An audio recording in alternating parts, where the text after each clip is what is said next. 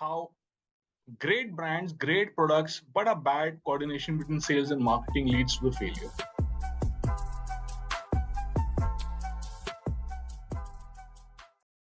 In today's discussion, we will try to understand the challenges and differences in the fields of both sales and marketing, and how we can address the same to achieve a synergy between the two allied fields.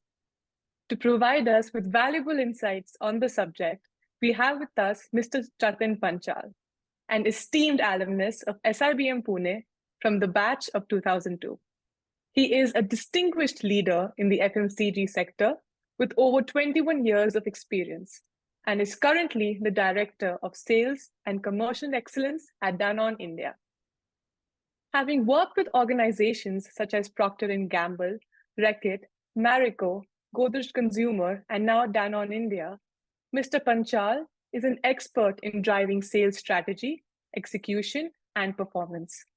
His extensive expertise also aligns with the sales operations, key account management, trade marketing, and more, complemented by the advanced skills he acquired at the INSEAD leadership program. Needless to say, Sir brings immense experience and skill to this discussion about sales and marketing. So without further delays, with your permission, we would like to start with the conversation. Thank you so much, and I look forward to this conversation. Sure, sir. So for my first question, sales and marketing are often grouped under the same bucket. However, they're fundamentally quite different.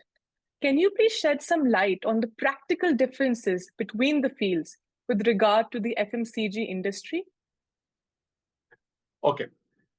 See, first and foremost, I think what we need to understand is there are many functions which are responsible for the success of any organization, be it FMCG or be it not FMCG. And every function has a role to play to deliver the organization's goals and its vision, right? And FMCG is no different. Having said that, sales and marketing are two very strong pillars in any FMCG company, right? No function is superior or inferior. They all need to kind of, they work hand in hand. And so is true with sales and marketing as well, right? Now, when it comes to, sales, when it comes to sales and marketing, I think, let's be very clear. In an FMCG, I think the consumer stays at the heart of anything, what we do here, right? So the role that a marketing plays is first and foremost to very successfully understand what is the need of the consumer. Once that is established, then it's all about making sure that how do we meet this consumer's need in a way that is profitable for the organization as well. Which means it's all about demand generation. It's all about awareness, bringing awareness, and it's all about getting your repeat purchases and building a certain relevance and priority for the brand. When it comes to sales, sales is all about making sure that whatever demand is generated, how is that demand in a very, very efficient manner, fulfilled. So while the marketing talks about demand generation, sales primarily takes care of, the demand fulfillment part of it. I think if we get these two differences, correct in the very first place, then I think what sales does and what marketing does, becomes very, very clear.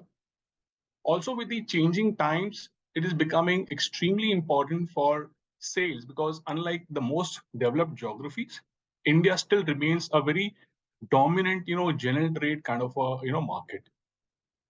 Traders play a very, very big role. There is a wholesale channel, there is a rural channel, there's an urban channel, there's a metro channel.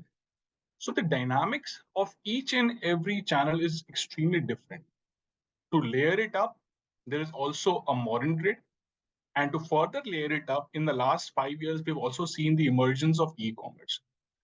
As a sales professional, it's just not about demand fulfillment from a particular standpoint. Because today a shopper does not choose to buy from one. It's an omni-channel right now. So today a shopper does not choose one versus the other. Today a shopper is looking at fulfilling his demand seamlessly across all these channels. So coming back, while the marketeer stays true to the fact of creating a demand in the minds of the consumer. A sales guy today is responsible for making sure that the demand is fulfilled across any point that the shopper chooses to deliver. I think also another point which is becoming of extreme importance today is about in-store execution. So while a lot of demand generation gets done either through television or through outdoor or through any other digital media, in-store execution also plays a very different and a very big role in terms of creating that demand, especially for impulse categories like chocolates. It becomes an extremely important point for fulfilling and also generating the demand. So the situation remains with e-commerce. So I think in a nutshell, they need to work hand in hand for any organization to be successful. I hope I have kind of given a long but a brief of what sales marketing is about. Yes, so yes, so you have. Thank you so much for highlighting the key differences. So, in addition to the previous question, could you please elaborate on the key features a campaign needs to focus on to be successful from the purview of both marketing and sales? So when you talk about campaigns, I think first and foremost, there are various campaigns that an organization runs to identify to satisfy a particular goal. Now, let me pick up one example of any a launch as a campaign. Because a new product launch remains the lifeline of any FMCG company. Every month you see something on the other that gets launched, and it becomes a mainstream in that say in terms of a campaign, right? And again, if I have to go back to what I spoke in terms of what role does a marketing play and what role does a sales play. So within this campaign, I think the work starts even before you hit the ground. From a marketeer standpoint, it's all about, as I said, identification of the gap or identification of the need, successfully designing of this particular product offering, coordinating with the R&D, coordinating with the supply, coordinating with the manufacturing, with sales in that sense. So that's where it is. Now, once this has been done, then it's all about generating the awareness. That's where, depending upon what's the product offering and to what consumer you're looking at, what TG you're looking at, and what kind of spends you're ready to make, you decide the media. It could be a television, it could be digital, it could be an outdoor, it could be a print or XYZ. In certain elements, it could also be the other influences that we talk about. Now, that's where the entire marketing plays a role. When it comes to sales, for the same campaign, as I said, sales works like a machinery. Right from the time the products leave the C&FA or the manufacturing hub till the time it gets into the hands of the shopper, that's the entire role that the sales plays in between. So for the same campaign or for the same launch to be successful, the sales plays a responsibility in making sure that the entire channel in between is geared up. And when I say geared up, it's all not just about availability and in store. It is also about the investments that the channel partners needs to bring on table to make sure that this product is very well invested. Once that is done, it's all about distribution. Again, when I say distribution, it's not about mass. It's also about the identified geography, identified channels, identified retailers where you need to make this product available. Once that is done, to support what's being seen on a television, I think the in-store again becomes an important part. Because again, as I said earlier, the communication has to be seamless. Imagine a consumer who says something on a television. When she walks inside a particular modern trade store, or for that matter, even on an e-commerce channel, if there's a continuity of the messaging, then there's a far more better reinforcement happening. So that's where the sales comes in. So now if you see, for this to be successful, it's all about sales and marketing working hand in hand. A marketing may have done a great job in terms of identification of a product and also bringing in the offering. But if the availability and discoverability inside the trade and in the store is not there, then you're not able to buy it. On the other hand, a sales may have done a fantastic job in terms of availability and also in terms of discoverability. But if the product or if the offering does not meet the requirements of the consumer, then again, it's something that's going to go down the line. So I think both, as you see, comes hand in hand. And this is day in, day out in an FMCG when it comes to any launches. Thank you, sir, for highlighting the different roles the marketing and sales departments play in executing a very successful campaign, and how the final output is a product of joint efforts of the entire supply chain. This is Sure. truly taking textbook lessons out of the field. So, sir, my next question to you is, in today's competitive market, sales experience is considered vital for succeeding as a marketer in most industries. So, what, according to you, could be the learnings that one can acquire while making this shift to marketing? I think this has been a very, I would say, a traditional way in which Indian FMCG has kind of shaped up. Most successful marketeers that you see, the names that you see in the industry today, at some point in time, they had their stint in sales, right? And a situation across many companies is no different. I think it is important to understand why this is helpful, because again, as I said earlier, uh, India remains a very diverse market. You see, uh, every state to state, the choice of channels, the choice of products, the choice of preferences, and the I would say the overall the way people buy, they differ. Languages play a very big role, right? Uh, Channels play a very big role, right? Uh, there's a wholesaler in between, there's a trader in between. As I said earlier, there's a urban and a rural in between. Now, for a marketeer, unless and until he has a very thorough understanding of the ground realities, right? I don't think he would be able to design the right offering. Uh, and there have been numerous examples where the need gap identification has been brilliantly done by a marketing team, but because of the ground realities, the product fails. Point in case, in one of my previous organizations, it was all around packaging. While the need gap identification was very fantastically done, it was a great brand, great product, but the size of the packaging was not great enough for it to fit in the shelves of the modern trade stores. Now, because of that, uh, we lost out in terms of in-store visibility versus our competitors. It took us some time for us to identify what exactly is happening. Of course, then we corrected it, but by that time, I think a lot of ground was already lost. Most of the time, marketers go wrong sitting in the ivory towers to understand how a wholesaler or how down the line a distributor sales rep would be kind of treating this particular product. So I think these ground realities become very important for any marketer to understand. I think so. From a marketing standpoint, sales experience becomes important for understanding these ground realities. Again, as I said, geographical diversity plays a very big role. For a marketeer, it is important to understand what works in a Bengal versus what works in a Tamil Nadu versus what does not work in a Maharashtra versus what does in Punjab. A sales stint, by the very nature of its business, gives you that freedom to move around across various stints into these geographies. Once you understand this, then when you go back as a marketeer, you are very clear that what I'm doing for Bengal may have to be done very differently for Maharashtra. Even from a messaging standpoint, today we see a lot of campaigns for the same product, for the same offering. The messaging is very different from one state to other state. I think these all ground realities gets very clear once you've done a sales stint. Last but not the least is a people element. India remains extremely people centric. FMCG industry, however data and however tech oriented it has now become, but at the end of the day, it's the people who make it happen. Uh, the distributor sales reps and the sales officers and the hierarchy above them, they make it happen. If you've done a sales stint, you very clearly understand what goes behind the entire distribution network.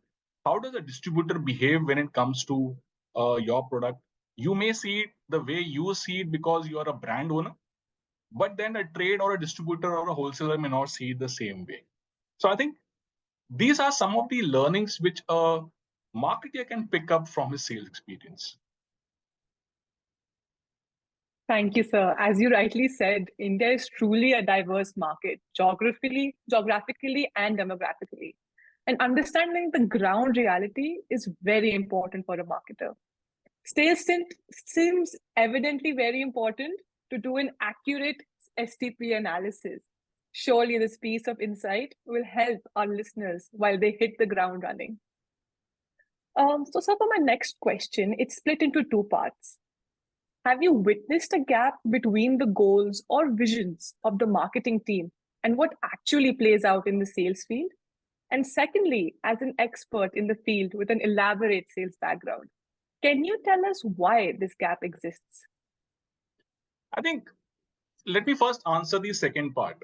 That's the why part of it. And I think, as I have already elaborated, unless and until the sales, marketing, supply chain, they work in tandem, you would not be able to kind of deliver your organization vision and whatever you have set to achieve. Unless the marketeer has a very thorough understanding on the ground realities which I spoke about, you may not be able to kind of deliver on it. Let me give you a very and to give you a brief on this, let me tell you another example. In one of my earlier organizations, the organization launched a particular food category. They launched something which is very, very innovative in a food category. The market for that category, that category was extremely, extremely big when it comes to down south. But then instead of the plain variant, it was a masala variant what was launched by this particular organization, with the understanding that the category is extremely, extremely big in South, so we'll go and hit South. The North team kept on asking that, boss, we want to sell it. But the organization or the marketeers felt, no, the category does not exist in North, the category exists in South, we will focus on South. But what they missed out was the palate. Masala is not the palate that South prefers, or rather they have a very different choice for masalas. However, North is crazy when it comes to these things. Competition picked up this learning very well. Although the organization had a first mover's advantage, but I think competition picked up this learning and they launched the same offering in a masala flavor in North, and it was a huge success. So now what you see is that nothing is wrong. The identification is perfect, execution is perfect, but when you lose out to those small nuances which comes up from a sales team, that's where you kind of miss it out. Similarly, a lot of cases where it happens where the trade plays a very big role, especially in categories which have a seasonality in its nature. Certain categories do very well in summer, certain categories do very, very well in winters. From a marketer standpoint, for example, for winters, for a marketer standpoint, the season starts in November, right? But from a sales and from a loading standpoint, it starts at least one quarter before that. Unless and until you have loaded the category way at least about 2 to 3 months before before the onset of the season, you have lost it because the competition would have loaded your trade. So I'm saying these are some of the things, small things in which, despite having a great product, great coordination, great offering, and everything else, you lose out on the campaign because you have not understood what is necessary to win in a particular market. So I think this, and I think there are many learnings which an organization can pick up. But I think these are some of the few which I kind of found very, very interesting. Another one could be in terms of the packaging, a small pack versus a large pack. Most traditionally, when a marketeer launches something, I would say the general tendency is to launch something in a small pack, just to get the trials in and everything, right? But not necessarily every market would want to adopt a small pack. Not necessarily every channel would want to adopt a small pack, especially when you go to a modern trade channel. They always kind of stay away from a small pack because of multiple issues, right? From pilferage to theft to also not having the ecosystem geared up to kind of take care of a small pack. Imagine a situation where the marketeer launches only small pack and you lose out on this kind of an opportunity. So I'm saying there are so many such examples which are there, which talks about how great brands, great products, but a bad coordination between sales and marketing leads to the failure. Wow, sir. Thank you for answering that question with such an elaborate example from your personal experience. I'm sure this illustration will help our listeners look out for such nuanced challenges faced on the field and execute a campaign successfully. So, another follow up question I have: what could be the steps taken to bridge such a gap? I think no different answer. The more collaborated you are, the more attuned you are to, it is just not about a consumer's need. It is also about how does a channel play, how does a trade play, or how does a particular geography play. The more coordinated you are, the more better your understanding of the ground reality, the more you are able to listen to what the sales team has to say. Similarly, from a sales team's point of view, the more better understanding you have from a marketeer in terms of why, how, and when are we looking at a particular offering. I think it's great. Quite a lot of time, the largest source of insight comes from the distributor sales rep who's in the field out there, right? And I think as marketeers, we are all guilty, or we are all kind of held I would say by surprise, because we would want to pay tons and tons of money to the big four consultants, but at times we miss out on the real insight which is coming out from that the salesman working in the field. So I think I think this is the way I have understood it over my last 23 years. The more attention you pay to the messages which are being sent to you from the smallest possible layers in your system, the more successful you would be in terms of getting your offering right. And that goes vice versa to the sales team as well. Quite a lot of times sales forgets the fact that there is a certain science which is involved in terms of, for example, designing of a product. You cannot launch everything on the background of a discount, or on the background of, I would say, mass loading. There are certain things which you need to pay attention to what the marketing team is looking at. So I think these are some of the ways in which I think you can improve it. And at times when you don't do it, you lose out. Thank you, sir. I think coordination is key. This is something our audience will surely adhere to in their careers.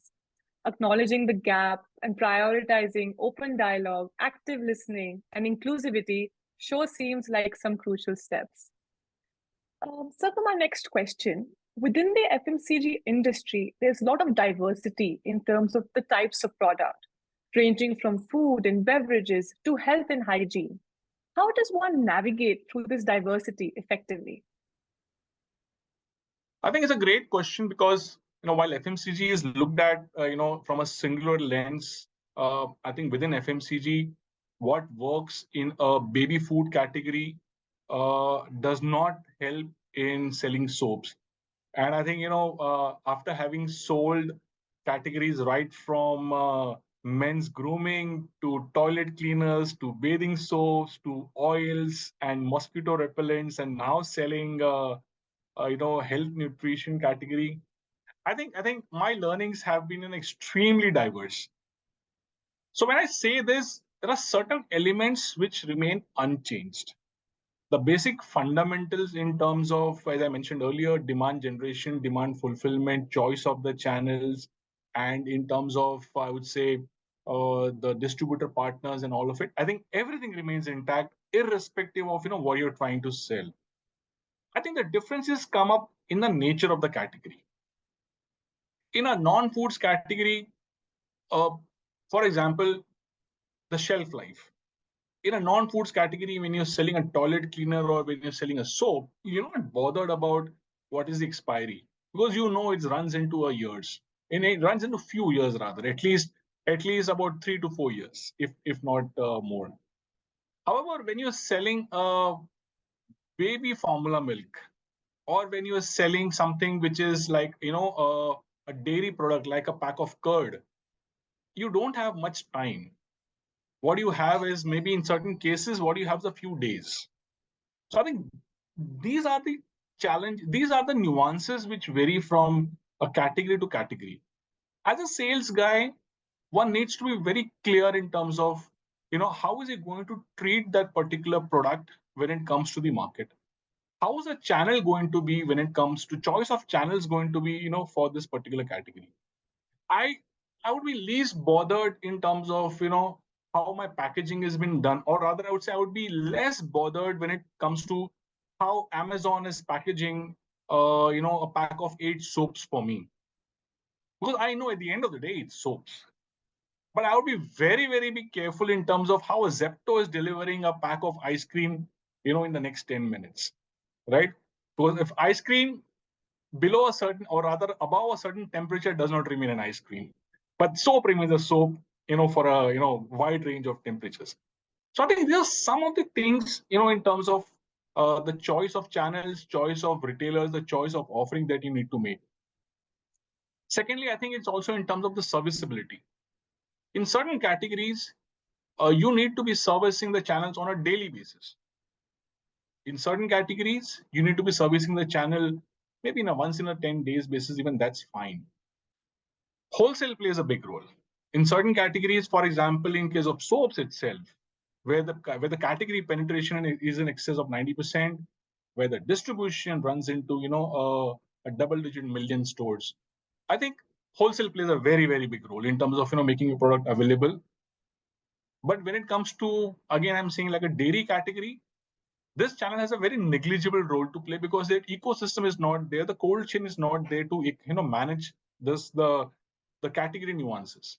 So I think these are some of the ways in which the foods versus non-foods, personal care versus home care, they play a difference. At the end of the day, all is a part of FMCG, right from cigarettes to alcohol to all the categories in between that I mentioned. But how you treat it at the trade becomes very, very different. That's a very helpful answer, sir. Thank you for bringing in your diverse experience and answering this question with such depth. From baby food to men's grooming to ice cream, you've explained the difference in choices a marketer needs to make while sticking to common fundamentals. So, sir, over the years, we have also observed a rise of the e-commerce sector. How has your approach to managing sales platforms evolved to accommodate online avenues? I'm great, and I'm glad that you asked this question because I think as a marketeer or as a sales professional, one thing that one just cannot ignore is what role will e-commerce play in your business, right? Uh, During my last 23 years, I've seen emergence of modern trade. Earlier the channel contribution was less than 5%. Today the channel contribution is in excess of about 10%. Over the last 5 years, I've seen e-commerce moving in from almost a negligible contribution to now we are looking at in certain categories like cosmetics, it's as high as about 25%. So one just cannot ignore the channel. You may love it or you may not love it, but definitely you cannot ignore it. I think e-commerce presents a lot of advantages which a normal other channels may not have presented. For example, the way I define it is a general trade channel, for example, was all about carrying a machine gun in your hand and going all around in terms of making your products placement across the stores. And then you sit and wait, okay, the shopper is going to buy from which store, I don't know. On the other hand, e-commerce gives you a sniper gun in your hand. If you have identified your target audience or a cohort very, very sharply, then it allows you to sharp shoot at that particular shopper at a particular point in time with the exact offering, the price point that he or she is looking at. So this is what the e-commerce offers. Second, I think which is the most important part is in terms of evaluating my investments. In a traditional avatar, I make investments on television or any other traditional media. As a marketer, honestly speaking, I have no mechanism to foolproofly tell me that what is the return on my investment looking like, how many people have bought because of the television ad that they saw. On the other hand, e-commerce allows me to do that. I exactly know that the Instagram post which I had done, or the Facebook ad which I had played, or the homepage banner which I had picked up on Amazon, how much of traffic was diverted through the buy now on my product page, what are my glance views, and what are my conversion rates, and what are my repeat rates. So I'm exactly able to narrow down of which element of my marketing is working, which is not working. Secondly, e-commerce allows me a lot of agility which a traditional channel does not give me. Let's take a point of promotions. In a traditional way, you would run a promotion, and the window for running a particular promotion, let's say, is particular journey cycle or a month. Let me put it simply. Amazon gives me an opportunity to run 5 different promotions at 5 different point of times for 5 different set of consumers, and then evaluate over the next 5 days what's working, what's not working. Right? So that's the level of agility, and that's the level of sharp shooting that e-commerce allows me. Another very interesting and the element which we mostly miss out is in terms of discoverability. Imagine buying a lipstick, from a modern trade store, or for that matter, a general trade store. There are thousands of shades of lipstick, and I'm sure you understand how difficult is it to find your shade, in a particular store. E-commerce allow you that discoverability, right? The tech has picked up so much that you have to just upload your image, and e-commerce also allow you to visualize for yourself how this particular lipstick will look on my face, without being bothered about the hygiene, or without being bothered about investing into that particular shade. So that's the extent what e-commerce offers you in terms of helping you achieve your goals and objectives. I am very passionate about this particular channel. Maybe I can go on and on, but I think I'll take a pause here and go on to the next. Wow, sir, it was great to hear your perspective on e-commerce as someone who's seen the evolution in different industries. Also, sir, thank you for highlighting how a shopper behaves differently across platforms and how different analytics can be inferred using digital marketing. Surely this avenue has a lot for students like us to explore. And sir, so my last question to you is, as budding students of business, we aspire to enter the field of sales and marketing. What would be some practical tips that you could provide to help us prepare for this journey? Okay. I wish this question I had the answer, when I started my career, back in 2020, and when I passed out. So when I look back, how things were and how things were at that time and how things are now, I think again, certain fundamentals do not change. Your agility to learn, your ability to kind of work in teams, your ability to coordinate and work in a corporate environment. I think those standard what do you call things do not change at all. I think in fact over a period of time they have only become more and more important.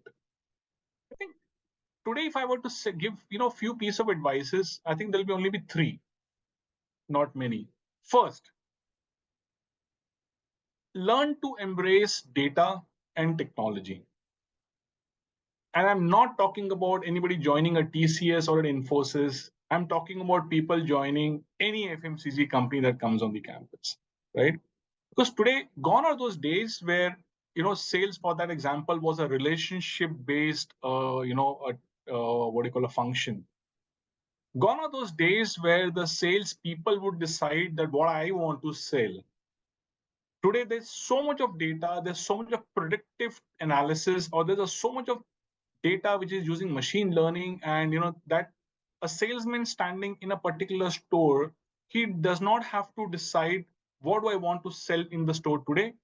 The gadget that he's carrying in his hand that gives a suggested order, not just the SKUs, but also the quantity that possibly he needs to sell in that particular store standing there today, right? There is tons of data that gets generated, and it is important that the students passing out understands what do you do with this data. How do you convert a data into a meaningful insight, and how do you convert that insight into a very set action plan? So I think embracing data, embracing technology, to me, would be the first part. I think second would be in terms of embracing diversity. And when I say diversity, it's not just about men versus women. It is also about diversity of channels. What works in e-commerce may not necessarily work in a general trade channel, right? And all the examples that I spoke to you about in the last 15-20 minutes. Diversity of geography.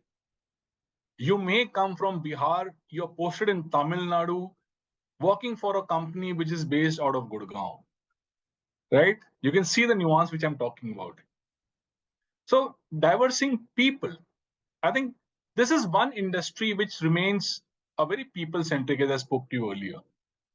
You need to win through your teams.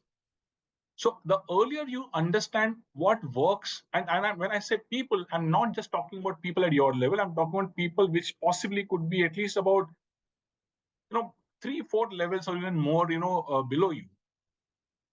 Right from a distributor sales reps to the CEO of the organization, how do you navigate yourself as as a budding manager in terms of understanding what a stakeholder need, what are the needs of the stakeholder versus what is it that I want to kind of speak to the salesman out there for that the goal to be achieved. So I think it's diversity of geography, diversity of people, diversity of categories, diversity of channels, and everything in between. That is something that I would want to kind of talk about. I think last, I think it's all about, it's not about metros. It's not about India. It's about Bharat. And I understand Bharat is the talk of the town today, but I'm talking about the real Bharat, right? The life which goes beyond the metros and beyond the TC tire class 1 towns. I'm talking about the Bharat that exists, in the rural. For anyone to be a successful FMCG professional, be it in sales, be it in marketing, unless and until you have got your hands dirty in that Bharat, I don't think you would be qualified enough to kind of, call yourself a success. So I think these are my only 3 advices for, the managers who would be looking at this industry. Absolutely, sir. These are words to live by for every student of business. We're sure our audience will take these pearls of wisdom and implement them effectively in their career. So, would you like to add anything and give any parting words and guidance to us on a very aspiring students trying to enter the FMCG industry? I think FMCG over a period of time has also got its tag of, FMCG means aggressive people need to join this industry. I am an introvert. FMCG is not for me. I've also come across situations when I'm on the campus that I'm a girl. I don't want to be in FMCG because FMCG will give me postings in rural India to begin with, right? So I think there are certain set prejudices or biases which people have towards this particular industry, that only if I'm of a certain personality, only then possibly I should be applying or I should be considering an FMCG company. I think that's something that is absolutely not right? So I think that's my only. I think I can elaborate more on that, but I think I'd leave it to the individual's discretion of thoughts. But I think these are the few tips and few advices I would want to give. All right, sir. Thank you so much, sir.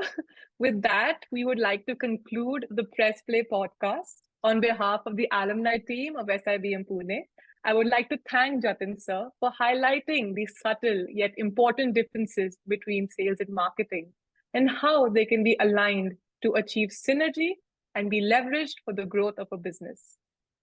We would also like to extend our gratitude to the PR team of SIBM Pune, ISPART, for providing this platform for thought-provoking dialogue with industry stalwarts. Lastly, I would also like to thank everyone who tuned in, and we hope you've gained valuable insights from today's discussion. Thank you so much.